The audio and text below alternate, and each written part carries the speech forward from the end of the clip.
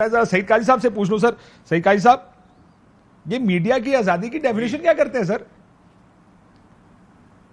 سر پہلے تو میں ایک بات کہنا چاہتا ہوں کہ یہ کوئی ڈسپلے آف پاور نہیں ہے. It is cowards, lack of confidence. جب آپ آزادی رائے سے ڈرتے ہیں تو you betray your own weakness.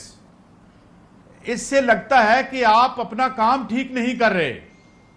یہ جو ہے یہ ٹھیک ہے, یہ مثال بھی ہے کہ پاور کرپٹ کرتی ہے, لیکن یہ مجھے ویکنیس کا سائن لگتا ہے. اور دوسرا میں خراج تحسین ضرور پیش کروں گا, ہو نہ کچھ بھی ہو, یہ عدالتیں ہی آخر ہمارے ریسکیو کو آتی ہیں. جو ہمارا کولیگ جو ہے باہر آ گئے ہیں, اور ہم آئندہ بھی امید کرتے ہیں ان سے کہ ہمارا آسرا تو آپ ہی ہیں. ایک بات تو یہ. دوسری بات یہ کہ آپ جس طرح میں نے پہلے عرض کیا کہ ہمارے قانون بنے ہوئے ہیں. میں اخبار میں تھا, خبر غلط لگ گئی. اچھا جی, ایک خبر غلط لگی, ہم نے تردید دے دی, سوری بھی کر لی, مگر ہم پرچہ بند کر دیتے تھے یہ, یا اخبار بند کر دیں گے ہم, کیونکہ ایک پورشن ہے, ایک رائے آئی ہے, اس میں بھی اب یہ رائے عدالت میں جائے گی. کیونکہ جو ان کا کلیم آ رہا ہے وہ یہ کہہ رہے ہیں کہ جناب میں نے جو بیوروکریسی ہے اس کو کہا یہ ان کی رائے ہے, لیکن پورا کلپ عدالت کے سامنے جائے گا, چلایا جائے گا بغیر سینسر کیے, عدالت ایک فیصلہ کر لے گی. تو آپ پیونیٹیو ایکشن پہلے کیوں لے رہے ہیں؟ عدالت کے فیصلے کا انتظار کیوں نہیں کرتے؟ نوٹس دے دیں بھائی, کر دیں. وہاں ورکرز ہیں, مجھے نہیں پتا کتنے ہزاروں لوگوں کا روزگار یہاں, پہلے بڑا روزگار ہے یہاں پہ. اور میں ایک اور آج صاحب سے بات کرتا ہوں, میرا دل بڑا بوجھل ہے. کاشف عباسی صاحب, آج توبہ ٹیک سنگھ میں ایک باپ نے اپنی 2 جوان بچیاں, 11 سال کی اور 17 سال کی, ان کے گلے کاٹ کے خودکشی کی. اور جو اس نے نوٹ لکھا, اس نے ایدی والوں کو کہا کہ خدا را ہماری ایک قبر بنائیے گا, مجھے میری بچیوں کے ساتھ دفن کر دینا. یہ ہمارے ایشوز ہیں, یہ ہوا ہے. دس از اے بڑا بھیانک کمنٹ ہے اس سماج پر اور اس نظام پر, یہ جو آج توبہ ٹیک سنگھ میں ہوا ہے. اور یہ توبہ ٹیک سنگھ ایک اکیلا نہیں ہے. یہ کیا ہو رہا ہے یہاں پہ؟ یہ کن کاموں میں اور کن بحثوں میں لگے ہوئے ہیں ہم؟ باپ بچوں والے ہیں, میں بھی, میرے بھی بچیاں ہیں.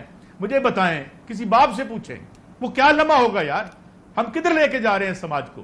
یہ کام کرنے کے ہیں, یہ کام کریں. لوگوں کو ریل کی پٹڑی کا رستہ نہ کھولیں ان کے لیے کہ ایک ہی رستہ ہے, جاؤ ادھر چلے جاؤ.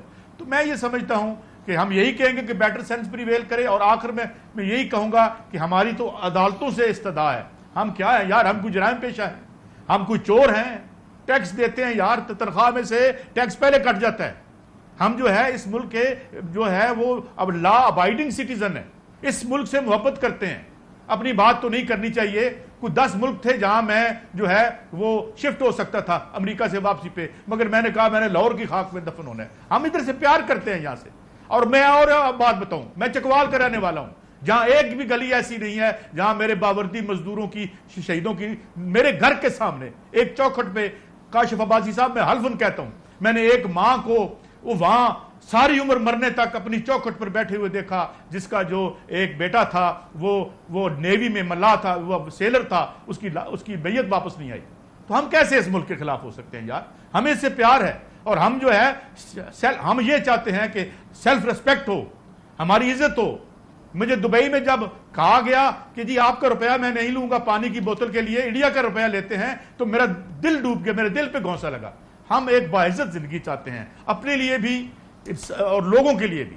تو یہ اگر ہمارا جرم ہے تو ٹھیک ہے, کر لیں جو آپ ہمارے ساتھ کر رہے ہیں. ہماری تو یہ انٹینشن ہے, اور ہماری پوری زندگی 32 سال. جی میں کہا بالکل, دیکھیں یہ آسان ترین کام ہے کسی کو پر یہ الزام لگا دینا کہ یہ محب وطن نہیں ہے, یہ غدار ہے. سالہ سال ہو گئے یہ کہتے ہوئے کہ خدا را الزام تو بدل لیں. لیکن یہ جو آزادی صحافت کے نعرے ہیں, بس آپ مریم نواز شریف صاحبہ کیا فرماتی رہی, میں صرف یہ دکھانا چاہتا ہوں کہ یہ صرف اپوزیشن کے نعرے ہیں جو یہ لوگ لگاتے ہیں. ذرا سنیے گا کہ اپوزیشن میں نعرے لگاتے کیا رہے ہیں, ذرا سنیے. اس نالائکی اور نااہلی سے صحافی بھی بے روزگار ہوئے ہیں. میں پرسنلی بہت سارے ایسے صحافیوں کو جانتی ہوں جن کو نوکریوں سے نکالے جانے کی وجہ سے ان کے گھروں میں فاقے آ گئے. میڈیا پہ کریک ڈاؤن اب کا نہیں ہے, بہت پرانا ہے. وہ اینکرز کو جو حق بات کہتے تھے چن چن کے سائیڈ لائن کرنا, چن چن کے نکالنا, اور اب آپ نے ایک میڈیا ہاؤس کے سربراہ کو پکڑ لیا ہے. دیکھیں میرے دل کو بہت تکلیف پہنچتی ہے جب سچ بولنے کی سزا، سچ لکھنے کی سزا، ٹی وی پہ سچ کہنے کی سزا صحافیوں کو دی جاتی ہے. جس طرح اپنی جان ہتھیلی پر رکھ کر رپورٹنگ کرتے ہیں تو یقین مانیں چاہے وہ میرا مخالف ہو، میں سب کو اپنا ہیرو مانتی ہوں. یہ بڑے اچھے بیان دیتے ہیں جب اپوزیشن میں ہوتے ہیں. یہ سارے کس طرح ان کو درد تھا صحافیوں کا. مریم اورنگزیب صاحبہ کیونکہ انفارمیشن منسٹر ہیں، سنیے انہوں نے بھی کیا کہا. کس جمہوریت میں ہوتا ہے عمران خان صاحب؟ میڈیا کی پسلیاں توڑو، میڈیا کی زبان بندی کرو، میڈیا کے صحافیوں کو گولیاں مارو، ان کے قلم چھینو، ان کے ٹاک شوز بند کراؤ، سیاسی مخالفین کے چلتے ہوئے ٹاک شوز بند کراؤ. یہ سب کرٹیسزم تھا اس وقت کا جب میڈیا پر کرٹیسزم یا میڈیا کی حمایت حاصل کرنی تھی. میں اگر اجازت ہے مظہر صاحب سے کامنٹ لے لوں اس چیز کے اوپر. جی مظہر صاحب، یہ ساری باتیں کتنی اچھی ٹھیک ہے کاشف، بالکل ٹھیک کہہ رہے ہو. میں تو کیونکہ ہم اس پروٹیسٹ تھرو آؤٹ رہے ہیں، چاہے اس گورنمنٹ کے خلاف ہو یا پچھلی گورنمنٹ کے خلاف ہو.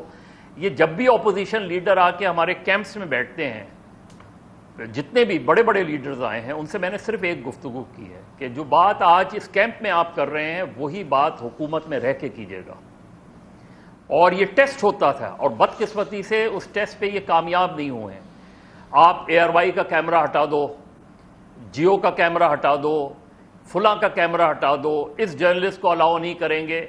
یہ اپروچ پولیٹیکل لیڈرز کی کہ میڈیا سے کانفرنٹریشن لو، یہ اپروچ ہی غلط ہے.